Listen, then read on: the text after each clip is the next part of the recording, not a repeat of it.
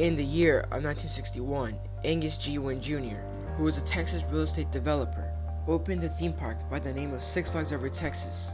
While at first being a simple way to make money, the park evolved into a real theme park business that even competed with Disney. Throughout the years, Six Flags Over Texas got innovative attractions, such as El Acerdero, which was the world's first log flume attraction, La Salle's River Adventure, which was a unique boat attraction where you would simulate the French expedition, the Spelunker's Cave, a family-friendly attraction where you would go around seeing comical scenes of aliens called the Spelunkers with a unique and original story. And as the years continue, they kept innovating. For example, in 1966, Over Texas introduced the all-new runway mine train, which was the first ever mine train coaster. But it wasn't just the attractions. Over Texas also sparked the idea of sister parks. In the 1967 season, Angus G. Wynn Jr. opened the all-new Six Flags Over Georgia, which was the sister park of Six Flags Over Texas. And this world's first inspired other parks to do the same. And while everything seemed fine and good, the 1967 season marked big changes for Six Flags as a whole. Wynn has been operating Six Flags for 7 years now, and he wasn't getting any younger. So he gave the ownership of the park to a new company by the name of the Penn Central Corporation.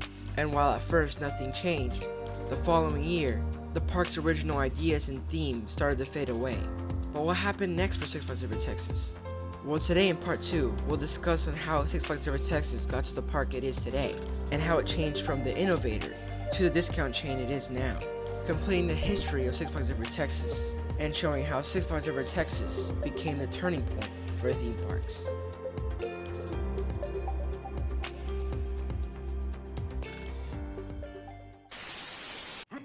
Six Flags has a new section called Good Time Square, full of great things to play. Yes, you heard the man, Sam. Play it again. And there's a brand new pirate shoe on Skull Island. Really big. And there's even a brand new monster out here at Six Flags. It's about time they got a new monster ride. It's bigger than ever, sweetheart. With new rides, new thrills. Quite frankly, it's the entertainment capital of Texas. Six Flags. The year was 1973. It's been 2 years since the ownership changes of Over Texas, and the Penn Central Corporation had some big shoes to fill. Before the ownership happened, Angus G. Wynn was actually creating a third park to add to the Six Flags chain. He noticed how Over Georgia was doing really good, and he decided why not do it again with a third park. It would have the same concept with the 6 countries. Again, it would be different, but still similar in some ways. The park was a huge success and joined the flagship parks, or as I like to call it, the original 3. Six Flags Over Mid-America opened in 1971, the same year of the ownership changes. So at that time, the Penn Central Corporation focused a little bit on the new park. But just because they focused more on Over Mid-America doesn't mean they could escape the big problem, which was taking care of the original park, Six Flags Over Texas. The new owners had to find a way to continue the legacy of Angus G. Wynn without completely changing the park, and try not to copy them. So they came up with an idea. What if they took the park into a new direction, which wouldn't change the theme, but would add something new to the park? And with that, Good Time Square was made. Good Time Square was a new section added to the park in 1973. Now, while at first it doesn't make sense to be in the park since it didn't fit with the 6 countries theme, they treated the new area as an expansion of the USA section of the park. So really, Good Time Square was actually USA. The new section opened with 2 new attractions: Doc Snooker's Inferno Electric Bumping Machines, which was a bumper cars attraction, and Crazy Legs, which was an hourly aircraft monster attraction. This was also the first version of Crazy Legs. Another version of Crazy Legs opens in the Good Time Square section later in the future. The new area was a success. People loved how the area was tied into USA without completely changing the area. And while Six Flags wouldn't be the same without Wynn, the Penn Central Corporation looked like they knew what they were doing. In fact, later that year, on May 19th, the park attendance record was broken with a number of 40,742 guests at the park. And the Penn Central Corporation wouldn't stop there. Later in the month of October, they introduced the all-new Halloween event, complete with Halloween parades, shows, and roaming monsters. The 1973 season was looking really good for Over Texas, and while at first park guests were skeptical on what Penn Central Corporation would do to the park, now they're certain Over Texas is in great hands. Now, while the original theme of the 6 countries that took over Texas started to fade away, people still enjoyed the park, as now it was growing even faster and becoming more professional. And in the next 2 years, they continued to show that with a brand new expansion to the Music Mill Amphitheater. But in the 1945 season, something new was on the horizon.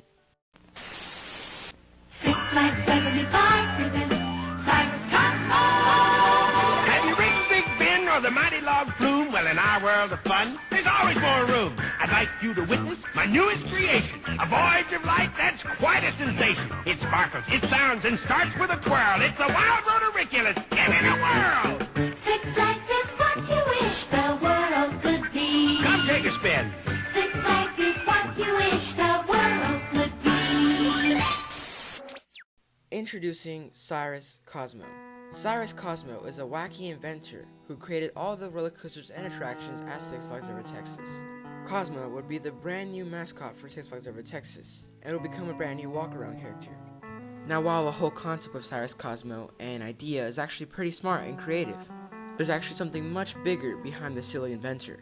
The whole theme of Over Texas is the history of Texas and the 6 countries that took over Texas.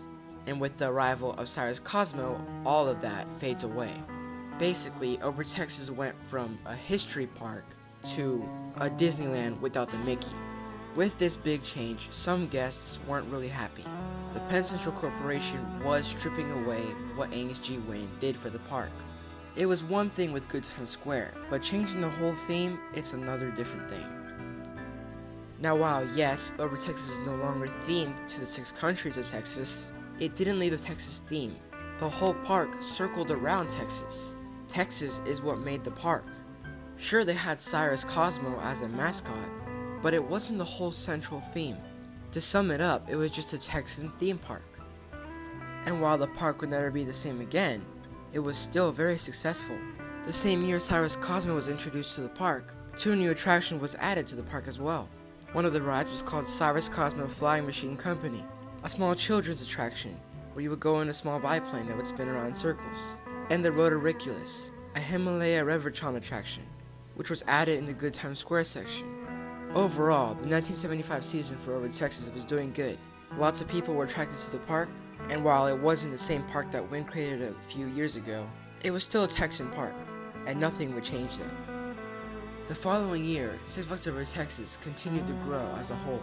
The 1976 season brought a brand new icon for Over Texas by the name of Texas Chute Out. Texas Chute Out was an intimate parachute drop ride, where riders would sit in a basket and be lifted up gently 200 feet in the air.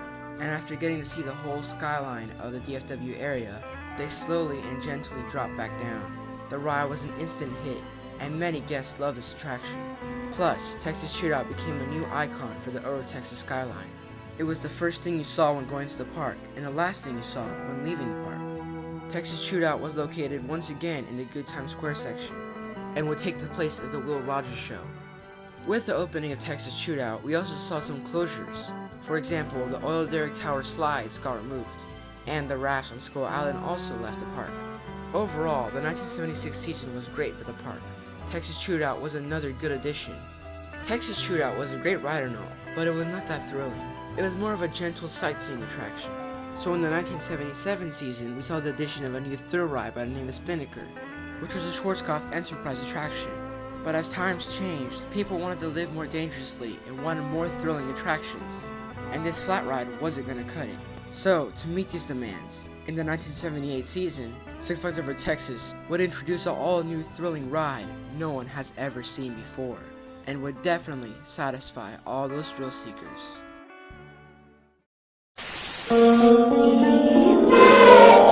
Imagine the tallest, fastest, meanest double-loop roller coaster in the world!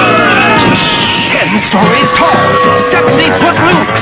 It's the Six Flags Shockwave, running wild in your imagination. Six Flags is your imagination. Now the Shockwave. During the 1970s, demand for thrilling attractions became high. So to solve this demand, on October 28, 1977, construction began for a brand new coaster. This new coaster would open up a new land area in Six Flags Over Texas, which was previously just the Johnson Creek River.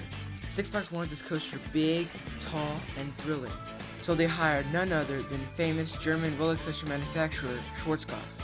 This specific coaster would be the first of its type, and would be the first ever back-to-back vertical looping coaster. It wasn't the first inverting coaster though. That record went to Corkscrew in Osprey Farm. Construction continued to progress throughout the 1977 season. Drivers on I-30 got to see the humongous white loops and coaster getting built, and park guests anticipated the brand new thrilling attraction. But finally, the wait was over. On April 22nd, 1978, Shockwave opened to the public. The coaster stood at 116 feet, had a length of 3,600, and reached a max speed of 60 miles per hour, complete with 2 back-to-back inversions. This ride shocked the world, and even though the ride duration was only 2 minutes, it was an amazing 2 minutes. People waited hours just to get one ride on it, and Six Flags Over Texas got a lot of attention. That day, it was like Angus G. Wynn was still operating the park, because Over Texas got back to being an innovator. And once again, Over Texas started to compete against Disneyland. And it wasn't just Over Texas. A few months before, Six Flags Over Georgia also got a similar attraction by the name of Mindbender. The only difference was the loops weren't back to back, but overall the ride was the same. Both parks were rising to stardom, and it couldn't get much better than that. Until the 1979 season came along, a season no one expected. The 1979 season started off relatively well for Six Flags Over Texas. They got a brand new attraction by the name of the Sensational Sense Machine, a virtual reality experience created by Intamin, and Six Flags Over Texas became the entertainment capital of Texas. Everything seemed fine and good, and park guests were having fun. But then later that year, tragedy struck. Angus G. Wynn Jr. was 65 at this point. Now while he was a very smart man, he wasn't necessarily healthy. Over time, he had some health problems, and as he got older, it progressively gotten worse. So bad, in fact, it was even life-threatening at some points. And on March 13, 1979, he had a heart attack. He was quickly rushed to the Baylor Hospital, but there just wasn't enough time, and sadly, he died. The death of Angus G. Wynn was really impactful. Not only did he create Six Flags Over Texas, but he also created DFW and gained more people to come to Texas and make it a destination location. He meant a lot to the people of Texas, and people mourned over his death. And while yes, everyone did miss Angus G. Wynn, the Penn Central Corporation took inspiration from him. They were gonna make Over Texas bigger than ever, and they wanted to kick off the next decade with a bang. They noticed how, with the introduction of Shockwave, people went crazy, so they were gonna make something bigger than Shockwave. As construction began for the 1980 season, we also saw some big removals. Another Over Texas classic, the Ferrocarril Fiesta Train, was no more, as well as the Big Bend roller coaster after running for only 8 years. Guests at the park started to become anxious. They were worried on what the Penn Central Corporation were going to do next. Will it be good enough? Will it be thrilling? Will it live up to Angus G. Wynn Jr.?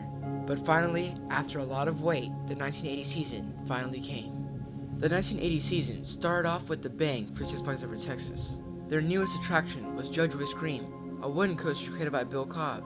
And sure, it had a simple out and back layout, the coaster was still thrilling and fun nevertheless. And it was a great addition for the park. Everything was bright and happy for Over Texas.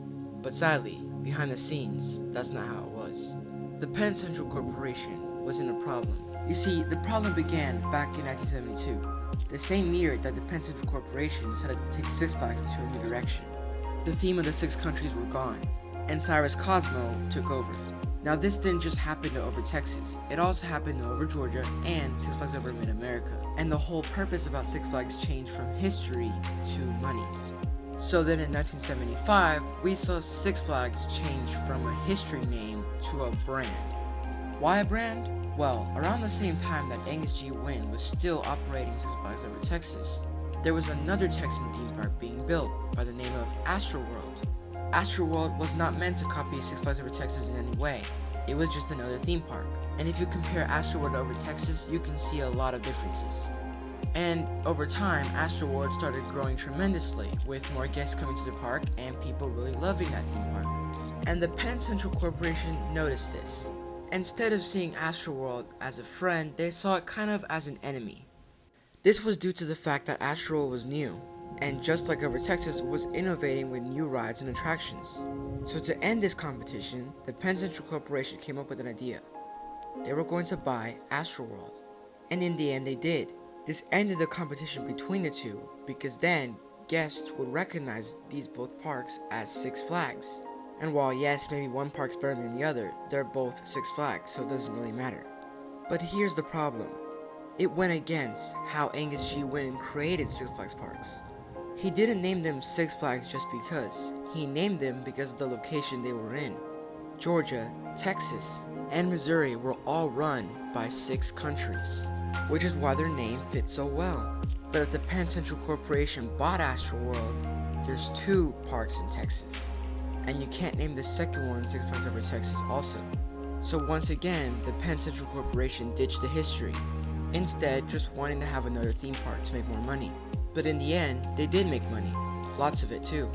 Because of this, it drove them to buy even more parks. First came Great Adventure, a theme park created by Warner Lee Roy in 1974.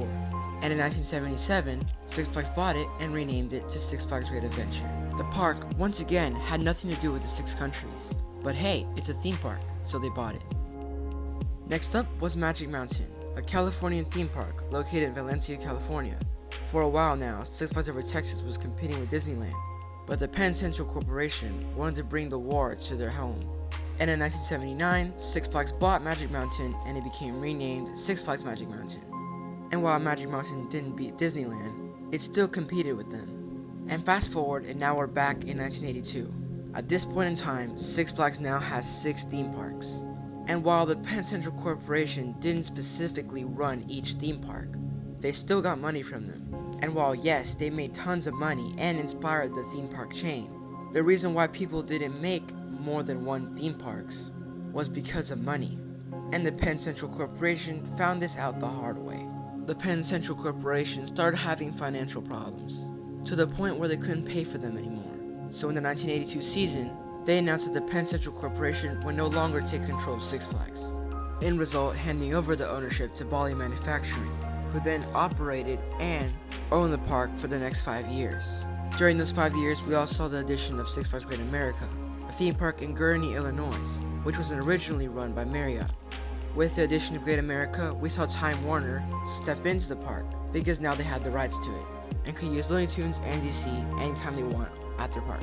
Six Flags now had a total of 7 parks, and it was very costly. And because of this, Bally Manufacturing gave the ownership to another company, who owned the park for a few years, before giving it to another company, and then another company, before Time Warner stepped in, and then Premier Parks stepped in. This ownership hot potato led to the downfall of Six Flags Over Texas. It all started with a small theme park with a simple goal: make a theme park close to home. But as times changed, Six Flags Over Texas lost its original glory. But even though Six Flags Over Texas is not the park it was before, during the whole corporate chaos, the park was actually growing faster and becoming bigger than ever. During the 1980s, the park grew a lot. They got amazing new thrill rides, like the Texas Cliffhanger, a first-generation drop tower, Pac-Man Land, a new kids area full with rides and a big playground, the Avalanche Bobsled, which is now known as La Vibra, which is a bobsled coaster that was very unique at the time. Then later in 1989, we saw the addition of Flashback, a Vekoma Boomerang coaster, which even if it was a clone, it was still a great ride. And even though there was lots of companies that took over Six Flags Over Texas didn't stop being the innovator. In 1990, we saw the biggest wooden coaster ever built, called Texas Giant. It was the longest, tallest, and fastest wooden coaster in the world. Sure, the record was broken, but Six Flags Over Texas was a big inspiration for the world. Without Six Flags Over Texas, we would have never seen theme park chains. And some theme parks might not even have existed if it wasn't for Six Flags Over Texas. For example, over Georgia or St. Louis, or Fiesta Texas and Astroworld, which was both inspired by Over Texas to create Texan theme parks close to their cities. And other theme parks wouldn't feel pushed to keep innovating. Six Flags Over Texas is much more than a small theme park. It's a legend. And even now, Six Flags Over Texas continues to innovate. They got the first ever premier launch coaster by the name of Mr. Freeze. They got one of only 2 Giovanola Hypers by the name of Titan. And they brought the world's first RMC coaster by the name of New Texas Giant, a roller coaster made of wood and steel, making it possible for wooden coasters to do things it has never done before. And this one coaster made RMC famous, and now RMC coasters are all over the world. And it all started here in 650 Texas. Then in 2013, we saw the addition of Texas Skyscraper, the world's tallest star flyer, at a staggering height of 400 feet. It looked like it couldn't be done, but over Texas did it. Then now in 2020, 650 Texas will bring the first ever Mack Power Splash to the United States. Even though it's not new to the world, it is new to the United States, and will most likely inspire other parks to do the same. Even though this park hasn't aged well, and doesn't get the respect it deserves, we should always remember what this park did, and how it paved the way for the future of the theme park business, making 650 Texas the turning point for theme parks. Thank you for watching. This is JB Thrills, signing out. A thrill that's new and so alive has now arrived. Discover Six Flags Over Texas as a whole new season of magic takes to the sky.